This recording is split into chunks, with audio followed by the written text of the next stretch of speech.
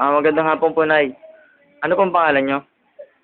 Sagol, Ilang taon na po kayo? 74.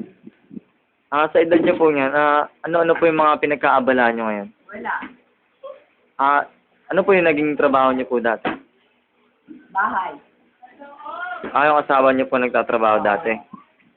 Ilan po yung mga naging anak nyo? 6. Ilan po yung lalaki?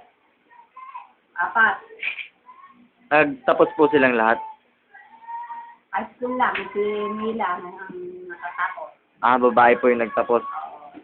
Kita mo. Sa edad nyo po, yung may mga nararamdaman na po ba kayo? Wala. May iniinom po ba yung mga gamot? Wala. Hindi ako umiinom ng gamot. Yung mga natural lang. Oo. Ayun lang po. Salamat po.